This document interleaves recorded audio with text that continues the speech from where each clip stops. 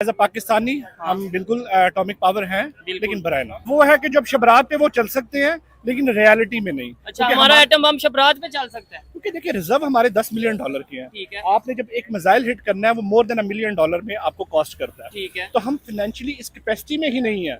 हम बात तो करते हैं हमारे पास गौरी है, हमारे पास ये मिसाइल है, लेकिन उसको चलाने के लिए आपको रिसोर्सेज चाहिए। इंडिया को हमने पावरफुल किया, आपने किया। कैसे?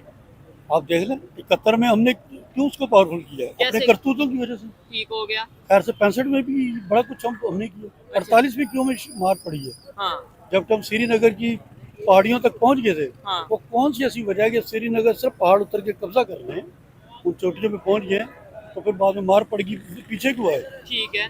बगैर मार खाए पीछे हैं। हमारे पाकिस्तानी पासपोर्ट में माँ सवाए कुछ 5 से 7 कंट्रीज जहाँ पे कोई जाना नहीं चाहता, ठीक है। वहाँ पे सिर्फ आप जा सकते हैं बगैर वीजा के। ठीक है, सही है। इंडिया के पासपोर्ट पे आप बहुत सारे मेजर कंट्रीज है लाइक सिंगापुर, बहुत सारे ऐसे कंट्रीज हैं ऑन अराइवल आपको वीजा मिलता ठीक है। है। क्यों मिलता है? ऑस्ट्रेलिया का भी सुन रहे थे कि आने वाले उनको टाइम में आजकल वर्किंग वीजा दे रहे हैं जो पहले यूरोपियंस को दिया जाता था, जो बहुत बड़ी बात है। ये सारे जो है ना बेगैरत बन गए हैं, इसी वजह से अरब कंट्रीज को आप कह रहे हैं। ये भी बिल्कुल बेगैरत है। इसलिए है कुछ सर वो कहते हैं कि इस्लाम ही हमसे शुरू हुआ, आप कह रहे हैं कि वो लोग बेगैरत हैं। परसों जो है ना मोहम्मद बिन सलमान ने कहा कि आज के बाद जो है कोई फलस्तीन के मुसलमानों के लिए कोई दुआ भी न करे। हमारी अब हालत नहीं है वो वाली, ठीक है। इंडिया की है। उनकी जीडीपी और हमारी जीडीपी में जमीन आसमान का फर्क है। उस तरह के 10 पाकिस्तान ला सकते हैं। इंडिया का भी विजिट रहा। शायद अच्छा, किस सिलसिले में? सैरो तफरी सैरो तफरी के सिलसिले में। चलें जी। सैरो तफरी करके भी जो आता है वो भी गाजी है। अच्छा, बस जो इतना ही। सैरो तफरी यानी कि आप गाजी यानी आप जिहाद पे गए थे। 7 टाइम बस सैरो तफरी की बात कर रहा हूँ। 7 दफा आप इंडिया जा चुके हैं। 7 दफा सैरो तफरी का गाजी है। गाजी हैं। अच्छा, मुझे लगता है हाफिज सईद की जमात से आप बिलोंग करते हैं। वर्ल्ड वॉर तो तब चलेगा ना कि जब मुस्लिम में उम्मा इकट्ठा होगा और वो जाके आगे लड़ने की कोशिश तो वो करेगा। होंगे नहीं। तो वो होंगे नहीं तो वर्ल्ड वॉर 3 तो होगी नहीं। ठीक हो गया। तो ये बेचारे सिर्फ वो फलस्तीन वाले और ईरान वाले कोई मतलब। बहुत ही बड़ी खबर, हैरान कर देने वाली वीडियो सामने आ रही है जिसमें ईरान के supreme leader Ali Khomeini AK-47 हाथ में लहराते हुए पूरी दुनिया को ये मैसेज दे रहे हैं कि ईरान जल्द ही इसराइल को तबाह कर देगा, कुछ ही दिनों में इसराइल को खत्म कर देगा। जबकि ईरान ने जब मिसाइल अटैक किया इसराइल की तरफ, तो इसराइल से भी ये स्टेटमेंट सामने आ रही है कि अब हम इसका भरपूर जवाब देंगे।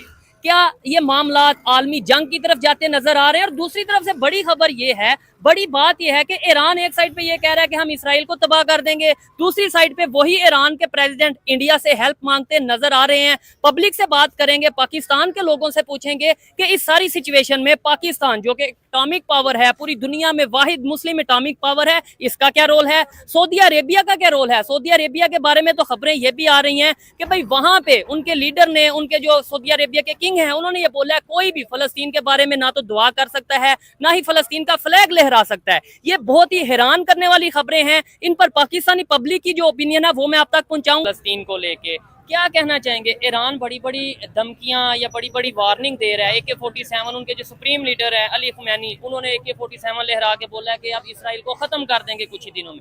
टेक्निकली प्रैक्टिकली क्या ये पॉसिबल है? एक तो इस पे बात करेंगे, इसके अलावा पाकिस्तान क्या कर रहा है और बाकी चीजों के ऊपर बात करेंगे। पहले मुझे बताएं कि ये टेक्निकल पॉसिबल है कि इसराइल से मुकाबला किया जा सके?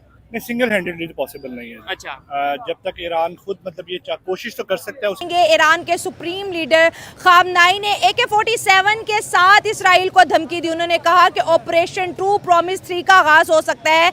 मतलब जो अभी ईरान ने किया ये बहुत छोटा अटैक था, इससे बड़ा अटैक इसराइल पर हो सकता है। इसराइल ने ऑलरेडी बोल दिया है कि हम ईरान के एनर्जी सोर्सेज को डिस्ट्रॉय करेंगे।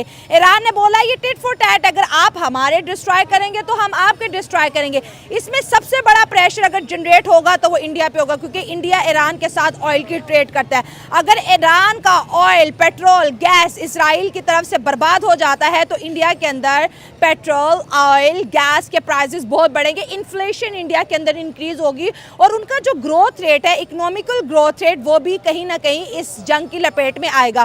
सो अवाम की तरफ बढ़ते हैं और पूछते हैं कि क्या जो है ईरान इसराइल को दबा पाएगा? अगर मोसाद के बारे में देखा जाए तो जिस तरह रिसेंट उन्होंने पेजर्स अटैक किए हैं और उन्होंने मखसूस मतलब AI को यूज़ करते हुए उनके मेन बंदों को दूसरी टेरिटरी के अंदर और बंकर के अंदर उड़ाया है। बिल्कुल उनको पेजर अटैक्स, हालांकि ये सोच भी नहीं सकते कि एक कोई मुल्क अपनी एक तंजीम अपने लिए खुफिया चीज़ मंगवा रहा है, लेकिन उन्होंने इस खुफिया चीज़ के थ्रू ही उनको किल कर दिया। तो मेरा ख्याल है कि ईरान का ये हमला मिडल ईस्ट के लिए बड़ा गलत साबित हो सकता है, क्योंकि अगर हम देखें तो 1969 में आई थिंक जब इजिप्ट, लेबनान और जॉर्डन ने मिलकर अटैक किया था, तो उस वक्त वो इसराइल का कुछ उखाड़ नहीं सके थे।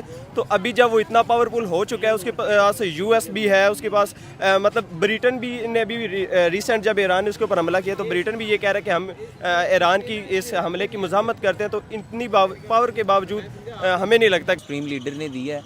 मैं समझता हूँ कि ये वाली जो उनकी स्टेटमेंट है ये किसी तौर भी काबिल कबूल भी नहीं है। अच्छा। क्योंकि उनके मैं ये इसलिए कह रहा हूँ क्योंकि देखें जो स्टेट्स होती हैं उनकी पावर्स को आप जो है वो डिनाई नहीं कर सकते, ठीक है। क्योंकि हर स्टेट जो है वो अपनी एक पावर रखती है और उसके बैकअप पे भी कोई ना कोई पावर मौजूद होती ठीक है। और अगर वो ये बात कर रहे हैं कि हम जो है वो उनको ख़त्म कर देंगे या मीन्स के वो हमारे सामने डट नहीं पाएंगे या खड़े नहीं हो पाएंगे, तो मैं समझता हूँ कि ये उनकी स्टेटमेंट सरासर गलत है। ईरान की और स्टेटमेंट हाँ जी, ये गलत ईरान की है। ये वाली स्टेटमेंट गलत है, क्योंकि आप देखें ना इसराइल के साथ कौन कौन सी स्टेट्स कौन कौन सी जो है वो पावरें इस टाइम खड़ी उनके हैं। पास वेस्ट खड़ी हुई खड़ा है, हैं, वेस्ट इंडिया खड़ा हुआ है। है। और उनकी अगर आप इकोनॉमी देखें, अगर उनकी आपकी फाइनेंशियल स्टेट देखें, तो वो मैं समझता हूँ कि ईरान से कई हद से ज़्यादा है। हाँ ये है एक स्पिरिचुअली ईरान कह सकता है, मीन्स के कि हम जो है वो उनको तबाह कर जज्बाती देंगे, जज्बाती, हाँ जी, हाँ, हाँ। जज्बाती बयानबाजी भी हो सकती है, स्पिरिचुअली भी हो सकती है, लेकिन जो एक्चुअल जो सिचुएशन है वो मैं समझता हूँ कि थोड़ी सी इसराइल अगेंस्ट है। powerful हाँ जी, है, हाँ। इसराइल पावरफुल है। और हाँ ये है कि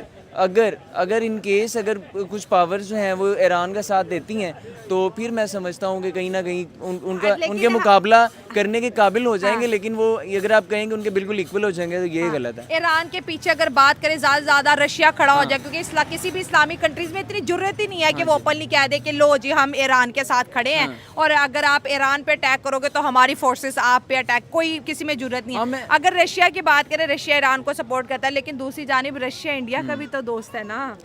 वही चीज़ मैं आपके सामने पेश करने की कोशिश कर रहा हूँ कि पॉइंट इज़ दैट कि अगर रशिया उनका साथ भी देता है तो उसको भी तो अपने जो हैं वो कुछ ना कुछ चीज़ें देखनी पड़ेंगी ना, कि कल को मुझे अगर काम पड़ सकता है, इंडिया से पड़ सकता है, मुझे इसराइल से पड़ सकता है। हाँ जी, दोस्त है। और उनके आपस में जो है वो एक्सपोर्ट इम्पोर्ट का जो सिलसिला है, उसके अलावा जो उनके जो अपने कुछ मफादात वाबस्ता है उनसे, तो रशिया भी उस तरीके आ सकता है, लेकिन उस तरीके से नहीं आएगा। उस तरीके से नहीं आएगा कि वो उनको प्रॉपर्ली चुपके आएगा, चुपके आ सकता है। और उसके अलावा हाँ उनको ये कह सकता है कि बंद कमरे में उनको कह दे कि यार हम आपके साथ हैं, लेकिन ओपनली जो है ओपनली जो है वो इस तरीके से मैं समझता हूँ कि वो आ नहीं सकता, क्योंकि उनके अपने जो हैं वो कुछ ना कुछ जो है उनके बेनिफिट्स उनके साथ जो हैं वो रिलेट करते हैं। तो दैट्स दोनों पॉइंट्स आपके जा रहे हैं इसराइल की तरफ। चलिए तीसरे की बात कर रहे हैं। खामनाई आज AK-47 के साथ खड़े हुए, 5 सालों के बाद एड्रेस किया और उन्होंने कहा कि इसराइल अगर हमारे एनर्जी सोर्सेज पे अटैक करेगा तो हम भी करेंगे।